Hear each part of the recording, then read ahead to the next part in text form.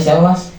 Nama saya Rangga Muhammad Rizky. Rangga Muhammad Rizky, oke. Nama saya Untung Setiawan. Nah, saya konselor pada hari ini yang akan membantu Mas Rangga untuk menyelesaikan permasalahan gitu. Nah, sebelumnya kalau boleh tahu, Mas Rangga itu masih sekolah atau udah bekerja? Masih sekolah. Masih sekolah. Kalau boleh sekolahnya kelas berapa ya? Kelas 10. Kelas 10. Mau naik kelas 11. Mau naik kelas 11. Itu SMK atau SMA? SMK. SMK. Jurusan? Pemasaran. Jurusan pemasaran. Oke. Nah, sebelumnya tujuan Mas Rangga kenapa sih pengen cerita gitu? Emang ada masalah apa? Saya itu gimana ya? Kalau misalnya buat belajar atau buat baca agak males. Kalau buat belajar, baca gitu-gitu males. Nah, Jadi nggak pernah belajar gitu. jarang. Kalau ulangan doang. Kalau ulangan dong belajar. Ya. Tapi selebihnya nggak pernah belajar. Enggak. Oke, tapi sebelum kita masuk ke pembahasan, ini apakah ini baru pertama kali melaksanakan konseling atau bagaimana? Baru pertama kali. Pertama kali. Pertama kali. Iya. Sebelumnya belum pernah nih konseling kayak gini. Belum. Belum pernah. Belum. Oke. Jadi tujuan Mas Rangga konseling pada hari ini karena Mas Rangga itu punya masalah yaitu sulit buat belajar ya, Ya. karena sikap malesnya gitu. Nah, kalau boleh tahu malesnya itu dari berapa lama ya? Dari kapan sih? Udah cukup lama. Dari kapan tuh? Pas SMP. Dari SMP. Dari SMP kelas berapa? Kelas 7 kayaknya. SMP kelas 7. Iya. Kelas 7 itu udah mulai malas tuh. Malas tuh sama kayak nggak mau belajar gitu. Bukan nggak mau belajar, kayak buka buku tuh rada males gitu. Ada apa yang sebenarnya bikin malas itu? Soalnya apa ya, males buat ngebacanya. Malas nih. Misalnya nih, kita dapat buku paket. Nah, kita males tuh kita buka sampai babnya habis, kita baca-baca. Itu sih malesin. Berarti malas ngebuka buku buat belajar kayak gitu. Oke. Nah, berarti sebenarnya cara mengajarnya ya, cara mengajar metode belajarnya berarti yang berbeda gitu. Sebenarnya saya turut prihatin juga sih karena masalah ini tuh dari kelas 7 SMP dan sekarang Mas Rangga ini kelas 10 kan, SMK gitu kan. Nah, kalau tadi kan masalah belajar, bahasa belajarnya berarti kan karena susah buat belajar, malas gitu buat buka buku. Itu tandanya metode belajar Mas Rangga itu berbeda. Tapi kalau misalnya di sekolah guru nerangin itu masuk gak? Masuk. Pikiran gitu. Masuk. Masuk. Biasanya guru-guru yang menurut Mas Rangga ini pelajarannya masuk tuh guru apa? Guru pemasaran. Soalnya dia metode pembelajaran ini dia pelan-pelan. Oh, pemasaran. Jadi nyambung nih di pikiran Mas Rangga. Nyambung. Cara belajar gurunya Kadang pelan-pelan. kalau bisa dia nanya, kita bisa jawab. Tapi kalau misalnya kita dia udah kayak apa ya, nggak nanya-nanya lagi gitu. Sekarang kayak lupa. Oh iya. Cepat lupa gitu. Cuman guru pemasaran doang, selebihnya pas diajaran guru lain nggak nyambung tuh, nggak masuk di pikiran materi pelajarannya. Kurang nyambung. Tapi pas guru pemasaran itu jelasin, dia presentasi pakai infokus atau cuma jelasin di papan tulis doang atau cerita-cerita doang? Kadang-kadang pakai apa sih namanya, difokus. Pakai infokus, berarti berupa gambarnya, ada Iya. gambarnya gitu. Setiap dia jelasin ada gambarnya gitu. Iya. Jadi Ada gambarnya. masyarakat jadi paham. Karena ada gambarnya. Oh, berarti ketahuan ya, dari sini kan Mas Rangga tahu nih sebenarnya metode belajar Mas Rangga itu harus dari guru jelasin secara pelan-pelan, terus ada metode gambarnya, ada gambarnya, berarti visualisasi. Nah, sama kayak nanti Mas Rangga pengen belajar juga, berarti kalau Mas Rangga belajar itu mungkin jangan lewat buku, tapi bisa lewat YouTube kayak gitu. Sehari-hari Mas Rangga itu kegiatannya ngapain aja sih? Kalau di rumah Iya, selain dari sekolah. paling cuma main game, nongkrong, main gitu doang. main game, nongkrong, Iya. nggak pernah belajar. Jarang. Tapi kalau nilai di sekolah gimana? Alhamdulillah sih lumayan Lumayan aman ya? aman. Lumayan aman, oke. Kalau lumayan aman, tapi kalau soal nilai yang paling tinggi itu nilai mata pelajaran apa kira-kira? Paling tinggi kalau pas ulangan kemarin bahasa Indonesia. Bahasa Indonesia. Iya. Nah, tapi anehnya di sini, tadi kan Mas Rangga bilang pelajaran yang paling nyambung itu guru mata pelajaran pemasaran. Tapi Iya. kenapa nilai yang paling tinggi bahasa Indonesia? Harusnya kan pemasaran. Jadi Kenapa? mungkin ya. Soalnya nggak tahu kenapa. Soalnya kayak sedikit kekecoh. Kekecohnya? Misalnya dari pemasaran kita udah belajar ini nih yang dia tuju. Tapi pas di soal itu beda.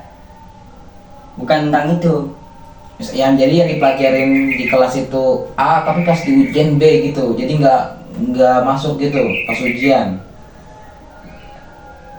Masuk, maksudnya di soalnya beda misalnya di apa namanya yang ada tentang pemasaran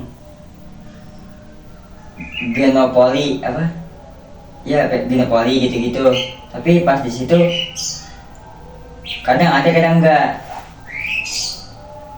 Itu di pemasaran. Iya, Tapi kalau bahasa Indonesia kenapa bisa nilainya bagus, lebih tinggi dari pemasaran? kayaknya cuma beruntung doang. Beruntung doang. Iya, kayaknya Beruntung doang, gara-gara faktor keberuntungan gitu. bisa jadi. Tapi pas ujian bahasa Indonesia itu belajar nggak? Belajar. Belajar. Iya. Kalau buat tahu nilainya berapa sih? Nilainya 81. Apa satu? Kalau pemasaran itu Pemasaran 52. 52. Jauh banget berarti bedanya. 52. Berarti tandanya Mas Rangga ini nggak sesuai nih antara ucapan sama kenyataannya, nggak sesuai. Berarti beda. Mau nggak? Masa iya, aneh banget. Giliran pemasaran katanya guru paling nyambung materi yang gampang diterima itu pemasaran, tapi ketika ujian nilainya malah 52. Sedangkan bahasa Indonesia tadi nggak disebutin, tapi nilainya malah lebih tinggi. Nah ini ada yang aneh berarti. Ada yang nggak sesuai nih antara omongan Mas Rangga dengan kenyataannya. Nah, sekarang saya tanya, Mas Rangga punya cita-cita gak? Punya. Cita-citanya apa? Menjadi pengusaha. Mau jadi pengusaha? Ya. Atau mungkin jurusan Mas Rangga ini salah satu hal yang pengen dipelajarin buat jadi pengusaha? Pengen. Makanya, oh ya, jadi cita-cita pengen jadi pengusaha, makanya ngambil jurusan pemasaran Iya. biar bisa memasarkan produk gitu. Ya. Oke. Nah, bicara soal kayak gitu, berarti materi pelajaran pemasaran sendiri pun nilainya jelek gitu. Oke Mas Rangga, sekarang gini, apa yang udah Mas Rangga lakukan untuk meraih cita-cita Mas Rangga? Apa sih yang sebenarnya pengen dilakuin itu selain daripada tadi masuk jurusan pemasaran? Kan cita-cita Mas Rangga pengen jadi pengusaha ya kan? Apa yang pengen dilakuin untuk bisa mewujudkan cita-citanya? Yang bisa dilakuin yaitu mengurangi rasa malas sih, supaya biar kita mewujudkan cita-cita itu. Mengurangi rasa malas. Iya. Kira-kira gimana sih cara ngilangin rasa malas menurut versi Mas Rangga sendiri? Biar Mas Rangga tuh dirinya nggak malas, Mas Rangga harus ngapain?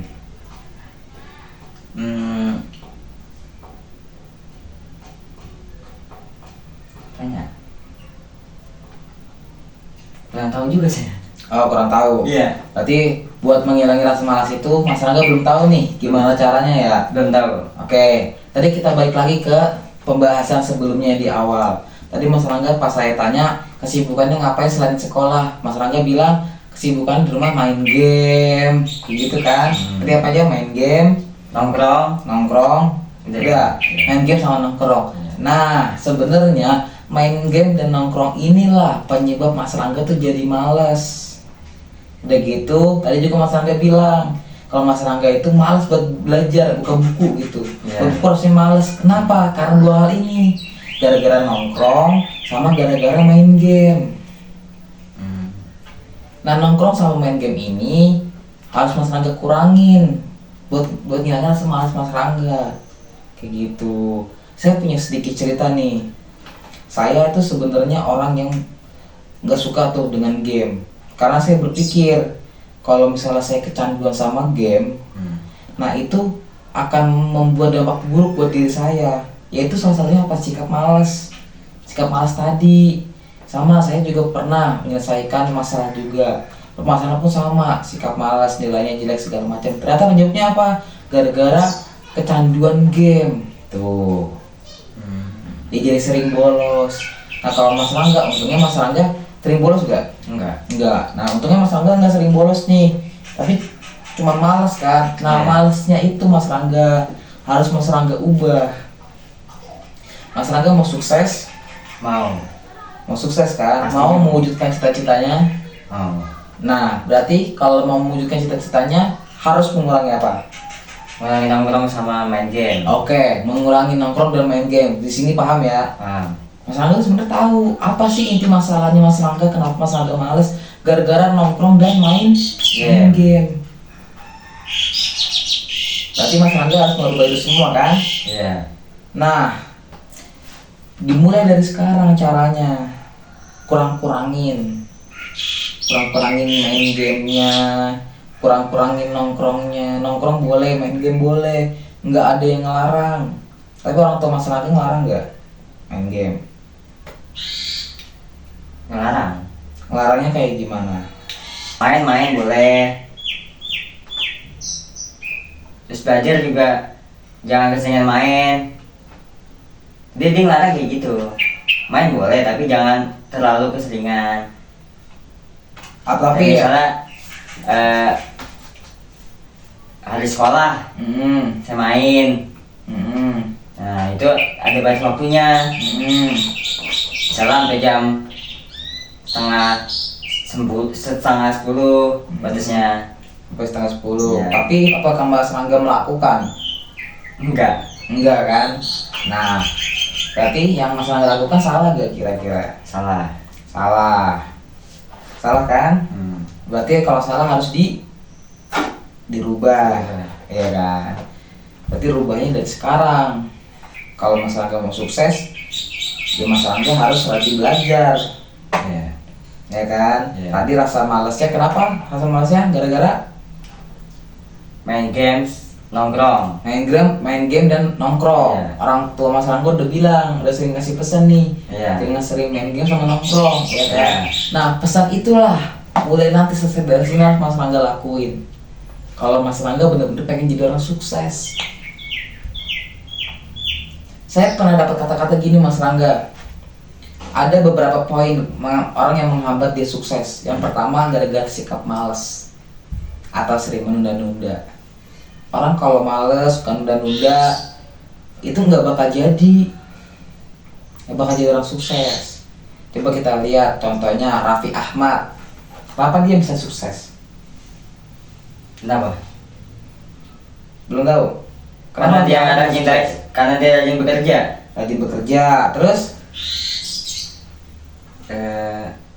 nggak Iya, malas-malesan. malesan.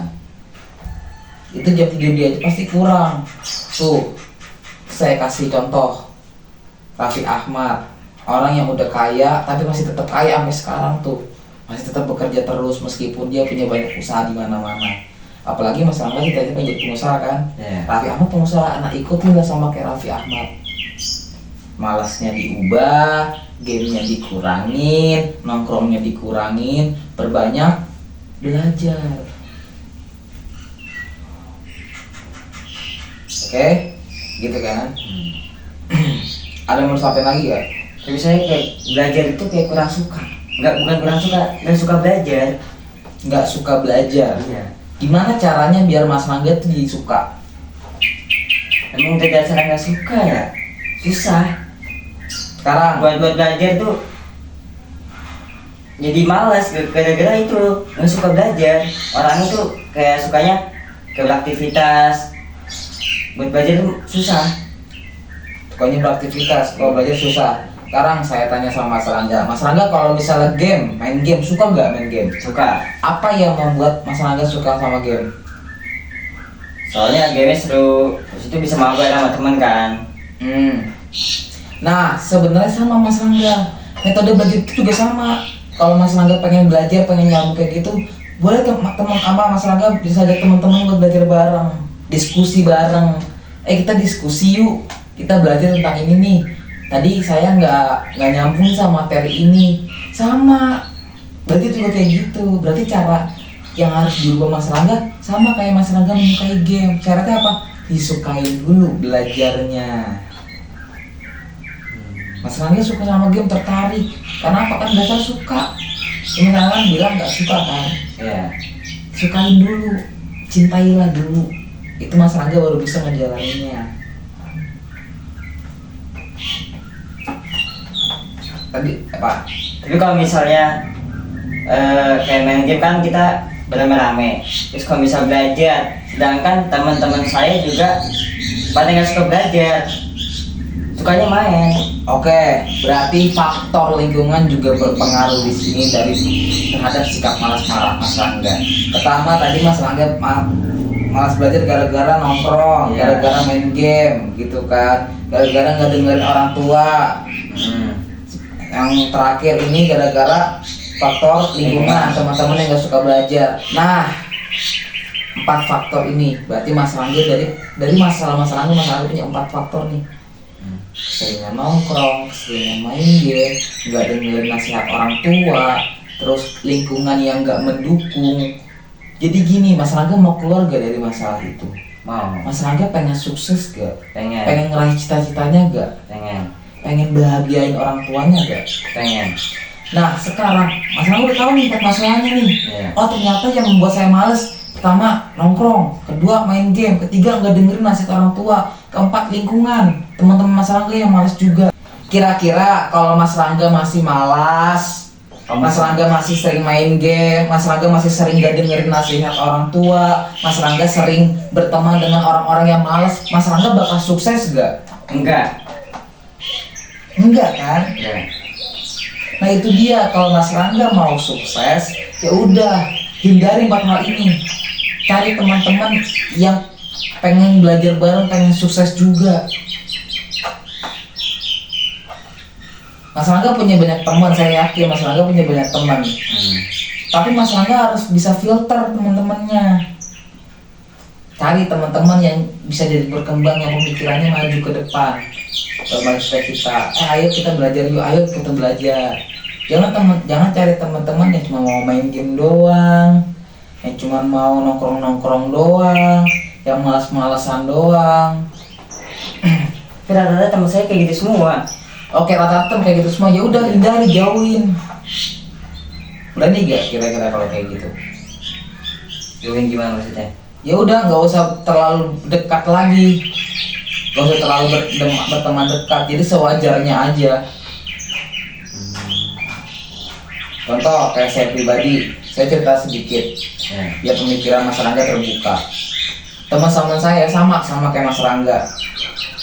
Kalau di kelas banyak yang main game terus segala macem, apakah saya ngikutin? Enggak.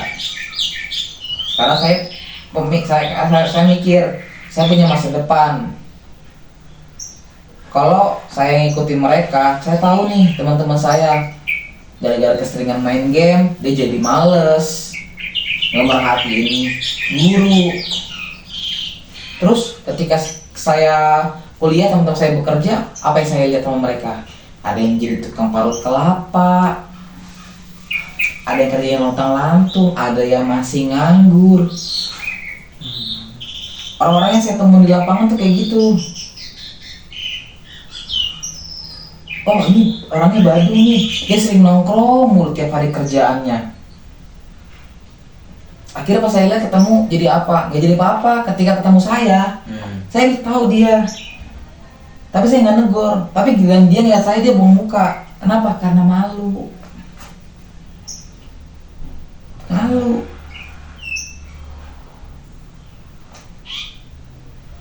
Malu, dia jadi malu sendiri. Nah itu harus Mas Rangga ilangin. Sekarang gini aja, kalau misalnya Mas Rangga mau berubah silakan. Mas Rangga bayangin nih orang tua Mas Rangga udah capek-capek, ya kan, membesarin Mas Rangga. Tapi kalau Mas Rangga yang kayak gini nggak mau berubah, apakah Mas Rangga bisa membahagiakan kedua orang tua Mas Rangga? Nggak bisa. Nggak bisa kan? Iya. Berarti sekarang gini, kita buat kesepakatan. Mas Rangga mau sukses kan? Oh. Berarti Mas Rangga harus hindari 4 hal lagi. Apa tadi pertama? Bermain game, Hindari bermain game, nongkrong, hindari nongkrong, dari lingkungan yang mendukung, yang mendukung, terus sama dengerin orang tua. nasihat Nasihat orang orang tua. 4 hal ini yang harus Mas Rangga ingat-ingat. Terus gimana kalau misal Mas Rangga belajar lagi, Mas belajar? Tadi Mas Rangga udah bilang kalau ada guru yang Mas Rangga sukai gitu kan, gaya-gaya belajarnya yaitu pakai infocus gitu kan, pakai gambar juga. Ya udah Mas Rangga tinggal belajar gaya-gaya belajar Mas Rangga itu adalah orang yang auditor dan visual.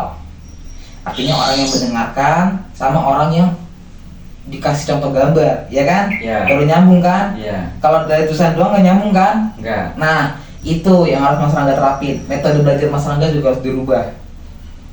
Jadi biar nggak malas belajar, Mas Rangga ubah metode belajarnya, hindari sering nongkrong, jadi 5 ya. Iya. Dengerin nasihat orang tua, cari lingkungan yang mendukung. Sekarang udah tahu kan solusinya? Udah. Nah, udah tahu solusinya. Nanti setelah dari konseling ini, silakan Mas Rangga praktekkan di rumah, silakan Mas Rangga coba di rumah gitu. Terus dari sini apa yang Mas Rangga dapat setelah hasil konseling ini? Saya ingin berubah yang dari rasa malas menjadi kan saya cita-cita menjadi pengusaha yang sukses. Jadi saya mengubah rasa malas saya supaya belajar dan bisa sukses dan ngebahagiain kedua orang tua. Nah, terus dari sini pikirannya tadi terbuka gak dari sesi konseling ini? Terbuka. Terbukanya apa yang Mas Rangga dapatkan dari sini? Yang saya dapatkan dari sini tadi itu yang yang aslinya Mas belajar jadi nggak Mas belajar, yang aslinya setiap kali nongkrong jadi aku yang kurangin lah nongkrong. Terus yang aslinya suka bantah orang tua dikurangi kata orang tuanya, dengerin dengan orang tua. nasihat orang tua. Terus Ya terakhir apa? lingkungan Di sekitar ya, kalau lingkungannya nggak mendukung berarti menghindar. Oke, jadi udah paham ya.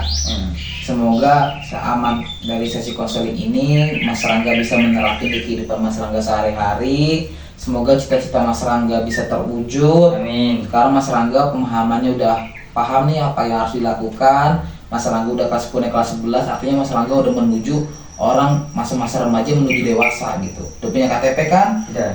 Ya udah 17 tahun berarti ya. Berarti udah masuk ke fase-fase remaja awal gitu kan. Oke. Karena udah paham, semoga dari sesi konseling ini Mas Rangga bisa ubah pikirannya jadi lebih baik lagi, ubah perilakunya, ubah dirinya. Semoga cita-cita Mas Rangga terwujud. Oke. Amin. Amin.